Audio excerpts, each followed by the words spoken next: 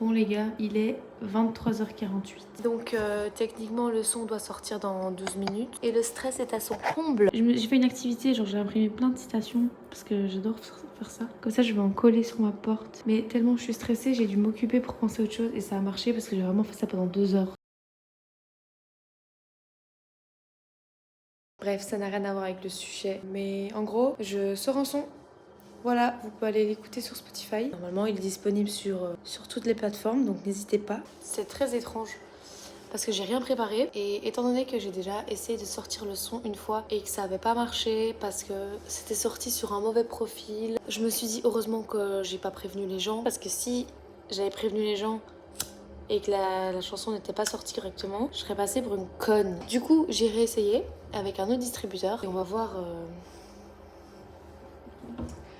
dans 9 minutes quoi, pour vous parler un peu du son parce que c'est pour ça que je fais cette petite vidéo d'annonce parce que c'est pas un vlog, c'est une annonce. Après, je vous sortirai un vlog, vous en faites pas, je reviens. Moi, je suis pas dans le monde de la musique. T'es dans le monde de la musique toi? Bref, déjà, j'ai écrit ma première chanson, j'avais 8 ans. Après, j'ai chanté devant mon père, mais il me disait que je chantais faux. Alors ça m'a vexée, ça m'a frustrée. Et je me suis dit que bon, c'était pas fait pour moi.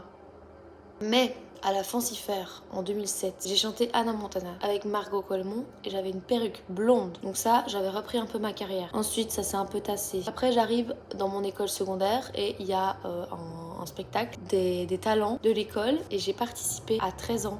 J'ai chanté devant beaucoup de monde à l'école. J'ai chanté Stay de Rihanna. C'est pour ça que cette chanson, j'ai un lien particulier avec cette chanson. Dès que j'entends dans la rue, dès que j'entends la radio, n'importe où, je me sens reconnectée à mon moi de 13 ans qui chantait sur cette scène. Ensuite, j'ai plus jamais chanté. Parce que voilà. Puis en 2021, j'étais tellement seule et je me faisais tellement chier et je savais tellement pas comment extérioriser ma déprime que j'écrivais des trucs et je les chantais et je les mettais dans ma story Insta. Et puis j'ai enregistré un son avec quelqu'un et les gens ils ont kiffé et c'était marrant comme expérience mais j'étais vraiment super stressée. Puis j'ai essayé d'écrire. Donc de 2021 à 2023, j'écrivais des trucs, j'étais pas satisfaite de ce que je faisais. Puis en 2022, comme je l'explique sur Insta, allez voir ma publication sur Instagram, likez, partagez ou rien du tout. Je suis désolée, j'ai un mal de crâne, les gars. Cette semaine, c'est la folie. Bref.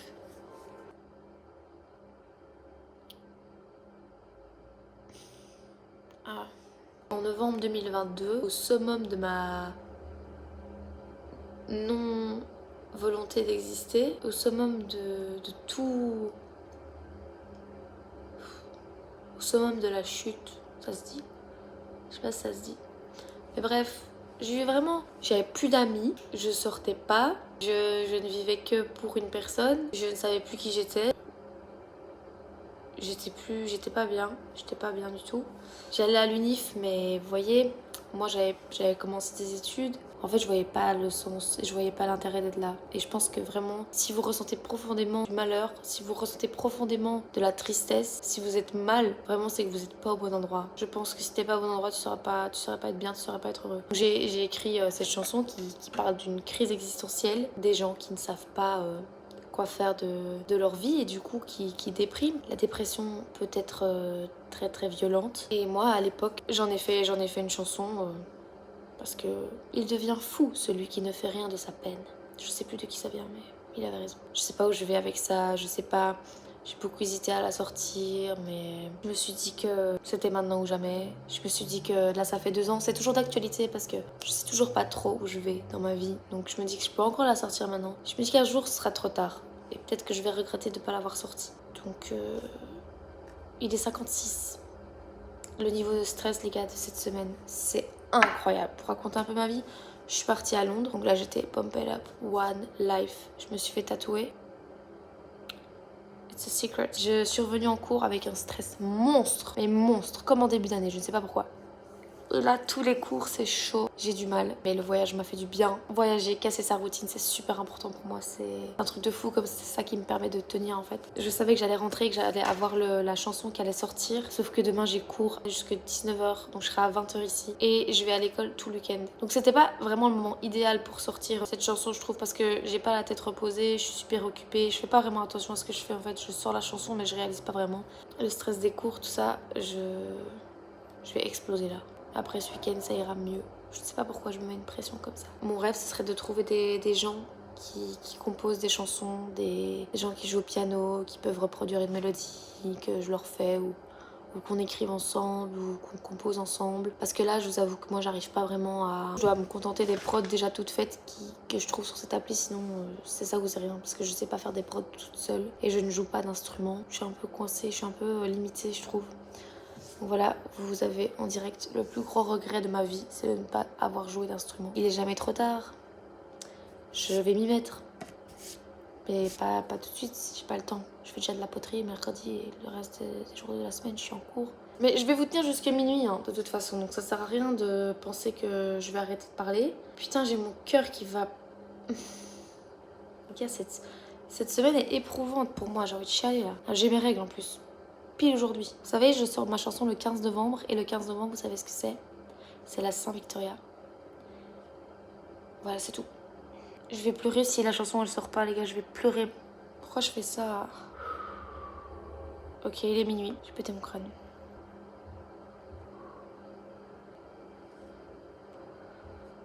Oh putain, les gars, il y a ma chanson.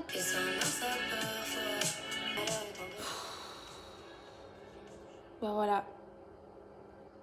Je sais pas quoi dire. Je sais pas quoi penser. Je vais faire une story Insta, mais c'est tout ce que j'ai comme promotion. Il n'y a pas de promotion, voilà, la promotion c'est ça. Putain! Respire, merde, détends-toi.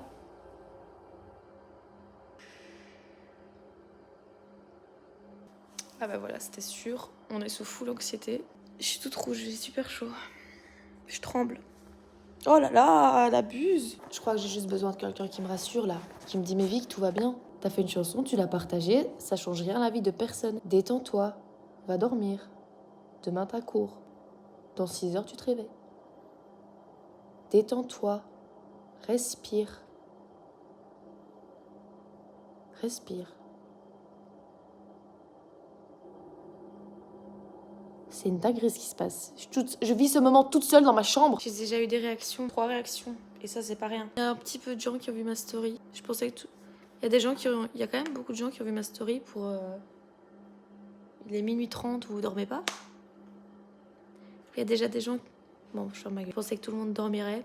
Je me suis dit, tu es vraiment très conne de sortir une chanson à minuit sans prévenir personne. Mais ça va, il y a des gens qui sont réveillés. Je vais attendre que la pression redescende. Mais on dirait que j'ai mis du blush, c'est une blague. Voilà, j'ai les yeux de fatigue, ok. Je vais prendre un calmant. Je vais vraiment prendre un calmant. C'est genre vraiment pas une blague. Enfin, un calmant. Un truc aux plantes, quoi. C'est comme quand j'ai sorti mon premier vlog, mais en 10 fois pire, bizarrement.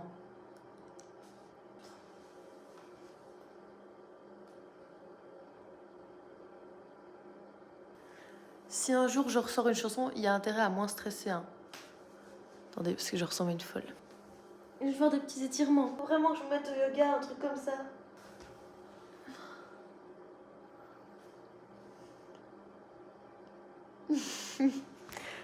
Ah, il y a des gens qui m'envoient des messages. Il est désormais minuit 47. La pression n'est pas retombée encore. Les gens qui ont liké mes stories.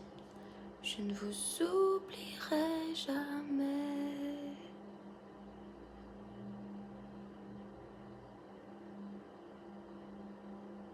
Putain, je suis folle.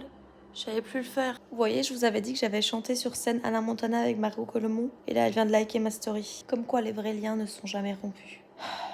C'était en 2008. Donc ça fait...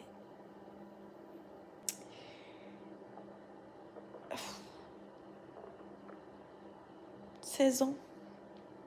Mais j'ai quel âge? Écoute, Damso, je voulais pas te voler la vedette. C'était pas mon intention. Maintenant, voilà. Il s'est passé ce qui s'est passé. Tu as sorti un son le même jour que moi. C'était pas grave. Il y a de la place pour tout le monde. Il est maintenant 1h15 et je suis fatiguée maintenant. La pression redescend un peu. Mon rêve, c'est de pas aller en cours demain. Mais je peux pas parce qu'en cours, c'est 50 balles. Yo, je me suis fait des pâtes avec des champignons. Pour l'instant, je les partageais que sur Instagram. Donc voilà, je l'aurais partagé sur YouTube.